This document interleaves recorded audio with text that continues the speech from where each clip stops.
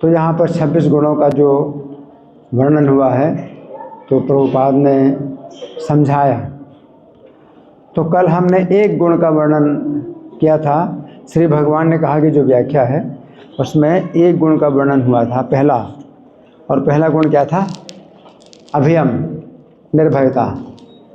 तो जितना हो सकता है देखते हैं कितना हो पाएगा, पूरा तो नहीं कर पाएंगे।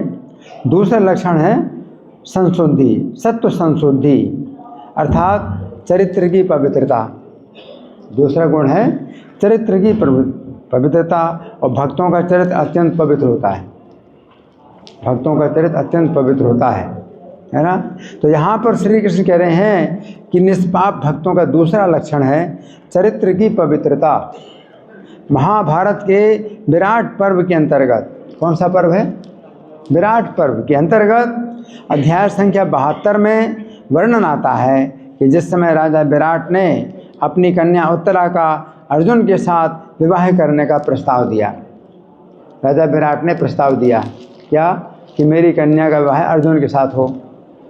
उस समय अर्जुन ने राजा विराट से कहा, अब सुनने बड़े ध्यान से, आप लोग भी, आपसे बोलना, आपसे सुनो जरा, तो ये सुनने को नहीं मिलेगा। अर्जुन ने विराट से कहा, अर्जुन ने राजा विराट से कहा, राजन मैं बहुत समय तक आपके रनिवास में रहा हूँ और आपकी कन्या को एकांत में तथा सबके सामने भी पुत्री भाव से देखता रहा हूँ। अज्ञातवास में 1 साल तक अर्जुन जो है राजा विराट की कन्या को नृत्य और संगीत की शिक्षा देते रहे, है ना।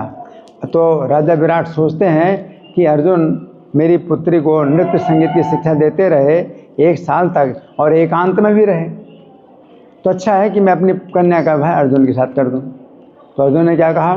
बड़े ध्यान से सुनो। अर्जुन ने कहा, राजन मैं बहुत समय तक आपके रनिवास में रहा हूँ और आपकी कन्या को एकांत में तथा सबके सामने भी पुत्री भाव से देखता रहा हूँ। कितना चरित्र पवित्र है अर्जुन का। पुत्री भाव से, एकांत में भी रहा तो पुत्री भाव से आपकी कन्या को देखता रहा। उसने भी मुझ पर पिता की भांति ही विश्वास किया है। आपकी पुत्री ने मुझ पर पिता की भांति विश्वास किया। जब वो वयस्क हो चुकी थी तब मैं उसके साथ 1 वर्ष तक रह चुका हूँ। जवान कन्या है और अर्जुन कहते हैं मैं उसके साथ 1 साल तक रह चुका हूँ और वो मुझे पिता समझती रही और मैं उसको अपनी पुत्री समझता रहा, एकांत में भी रहा, है ना। मैं शुद्ध चरित्र, जितेंद्रिय और मन को दमन करने वाला हूँ। अर्जुन ने कहा मैं शुद्ध चरित्र, जितेंद्रिय और मन को दमन करने वाला हूँ, अतः उसे पुत्र वधू के रूप में ग्रहण करने पर हम दोनों की पवित्रता भी स्पष्ट हो जाएगी। तो अर्जुन ने क्या कहा? मैं आपकी पुत्री का विवाह अपने पुत्र के साथ करना चाहता हूँ, तो मेरी पुत्र वधू बन जाएगी तो पुत्री जैसे ही। अर्जुन ने कहा कि मैं आपकी पुत्री से विवाह नहीं करके आपकी पुत्री का विवाह अपने पुत्र के साथ करना चाहता हूँ। तो अर्जुन के पुत्र कौन है? अभिमन्यु, है ना। तो यहाँ पर श्री कृष्ण कह रहे हैं कि हे अर्जुन, मेरे निष्पाप भक्तों का चरित्र तुम्हारे चरित्र के ही समान पवित्र होता है ना। अब तीसरा गुण ज्ञान योग व्यवस्थिति है, अर्थात ज्ञान, आध्यात्मिक ज्ञान का अनुशीलन। तो गीता 14:2 में श्री कृष्ण कहते हैं कि श्री कृष्ण के द्वारा बताए हुए इस ज्ञान में स्थित होकर व्यक्ति श्री कृष्ण जैसी दिव्य प्रकृति को प्राप्त कर लेता है। ज्ञान योग व्यवस्थिति में 14वें अध्याय का ज्ञान है। तो कोई व्यक्ति 14वें अध्याय का ज्ञान में अगर स्थिर हो जाए तो श्री कृष्ण जैसी दिव्य प्रकृति को प्राप्त कर लेता है। इस प्रकार स्थित हो जाने पर वो ना तो सृष्टि के समय उत्पन्न होता है और ना प्रलय के समय विचलित होता है। तो यहाँ पर श्री कृष्ण कह रहे हैं कि निष्पाप भक्तों का तीसरा लक्षण है श्री कृष्ण की महिमा के ज्ञान में स्थित होना। श्री कृष्ण की महिमा के ज्ञान में स्थित होना। गीता 18:73 में अर्जुन कहते हैं कि हे श्री कृष्ण, आपके द्वारा बताए हुए ज्ञान में मेरा चित्त स्थिर हो गया है। आपके द्वारा बताए हुए ज्ञान में मेरा चित्त स्थिर हो गया है। अब मेरे सभी संदेह मिट चुके हैं तथा मैं आपके आदेश का पालन करूँगा। तो यहाँ पर श्री कृष्ण कह रहे हैं कि हे अर्जुन, जिस प्रकार तुम मुझसे आध्यात्मिक ज्ञान का अनुशीलन कर रहे हो उसी प्रकार मेरे निष्पाप भक्त मेरी महिमा के ज्ञान में नित्य स्थिर रहते हैं। अब चौथा गुण क्या है? दान है। इन श्लोकों के तात्पर्य में प्रभुपाद लिखते हैं, गृहस्थों को चाहिए कि वे निष्कपटता से जीवन यापन करना सीखें और कमाई का 50% विश्व भर में कृष्ण भावनामृत के प्रचार में खर्चा करें। अगर कोई गृहस्थ होकर के अपनी कमाई का 50% अगर देता है कृष्ण भावनामृत के प्रचार में, है ना, तो वो क्या है? वो हमारी तरह, वो भी फुल टाइम डिवोटी की तरह शुद्ध है।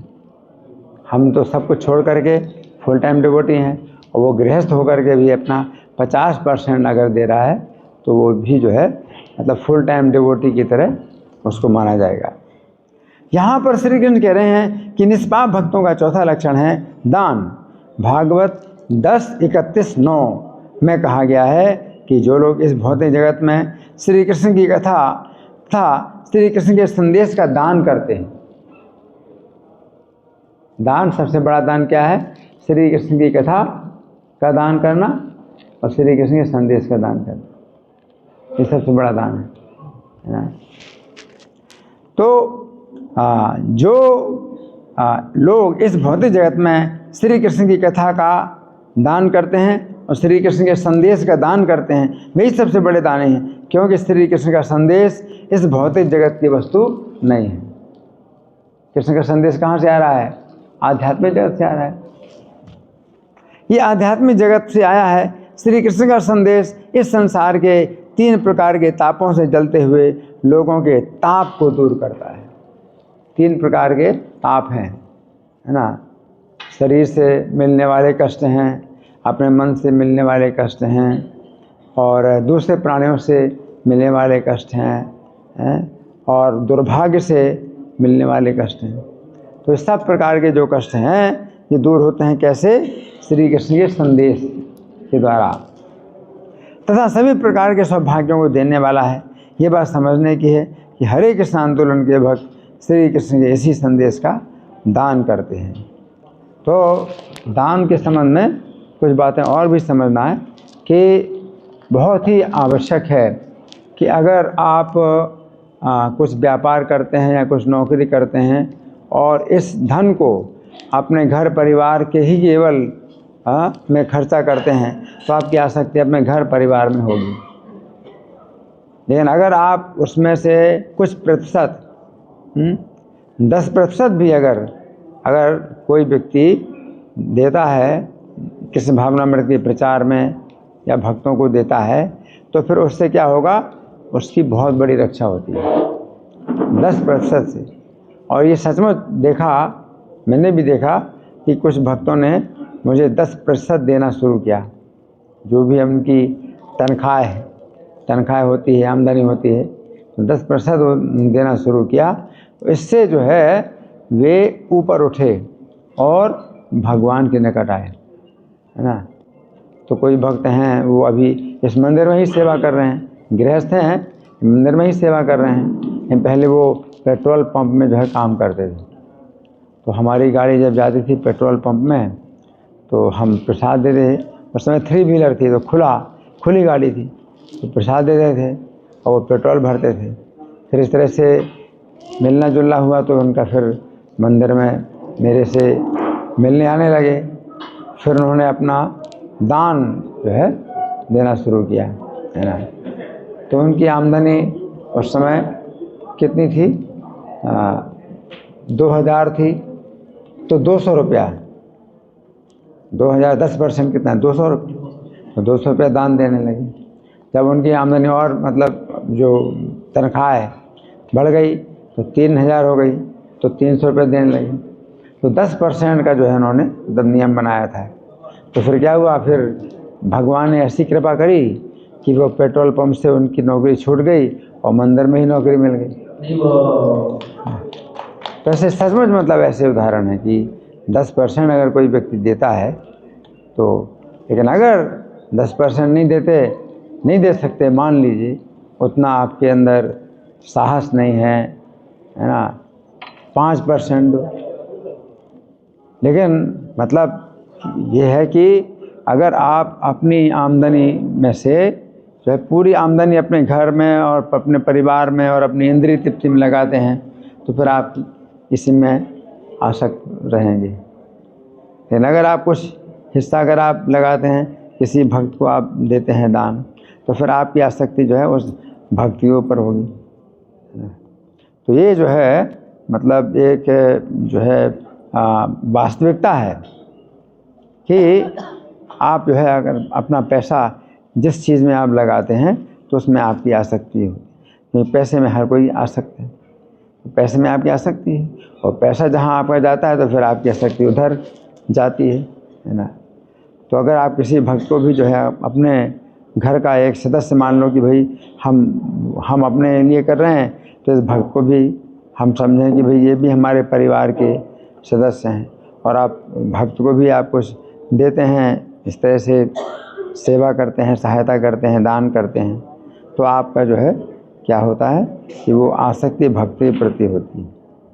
और जहाँ आसक्ति होगी आपकी तो बस वहीं आपकी गति होगी, है ना। भौतिक संसार में आपकी आसक्ति पत्नी में है, बच्चों में है, घर परिवार में है, तो आप जो है अगले जीवन में उसी प्रकार की गति पाएंगे। तो घर परिवार में आसक्ति होती है तो घर में कोई चूहा बन करके फिर रहेगा। ऐसे भी लोग होते हैं कि अपने घर में आसक्ति होती है तो उसी घर में कुत्ता बन करके रहते हैं, उसी घर में चूहा बन करके रहते हैं, उसी घर में बिल्ली बन के रहते हैं, उसी घर में कीड़ा बन करके रहते हैं। ये भी होता है। लेकिन अगर आप अपनी आमदनी का कुछ हिस्सा अगर आप जो है भक्तों की सेवा में लगाते हैं तो आपकी आसक्ति जो है भक्तों के प्रति होती है। और यही बताया गया कि आसक्ति जो है एक ऐसा बंधन है जो कभी भी कमज़ोर नहीं होता। बाकी कोई भी बंधन है कमज़ोर होता है। जैसे मान लीजिए कि मेरे हाथ में जो बंधा हुआ धागा है तो धीरे धीरे अपने आप कमज़ोर होगा और टूट जाएगा। तो आप कोई सोचे कि आसक्ति का भी बंधन अपने आप टूट जाएगा। आसक्ति का बंधन अपने आप नहीं टूटता और जो है कभी भी कमज़ोर नहीं पड़ता। आसक्ति का बंधन काटना पड़ता है। आसक्ति बंधन काटना पड़ता है। और कैसे काटना पड़ता है? आध्यात्मिक आसक्ति से भौतिक आसक्ति का बंधन काटना पड़ता है ना। तो वो आसक्ति जो है एक इतना जो है कठोर बंधन है, लेकिन वही आसक्ति अगर आप भगवान के प्रति करें या भक्तों के प्रति करें तो मुक्ति का खुला हुआ द्वार, मोक्ष द्वारम अपावृतम, है ना। तो इस प्रकार से जो है हमेशा ये सोचना चाहिए कि जो भक्त भगवान के पूर्ण समर्पित हैं और वे जो है भगवान की सेवा में लगे हुए हैं, तो उनको जो है अगर आप दान देते हैं तो उससे आपकी जो है भौतिक आसक्ति कटेगी। और भौतिक आसक्ति कटेगी तो आप जो है बहुत राहत पाएंगे। तो ये भौतिक आसक्ति है ना, जो घर परिवार पत्नी सब जो है ये बहुत जो है बंधन है, बहुत बड़ा बंधन है। तो जन्म जन्म जो है आप बंधे रहेंगे, है ना। तो यहाँ पर जो दान का जो ये गुण है ये गृहस्थों के लिए प्रभुपाद कहते हैं, गृहस्थों के लिए बहुत आवश्यक है, दान जरूर करें। निरंतरा श्रीमद् भगवद गीता की जय, श्रील प्रभुपाद की जय। हरे कृष्ण।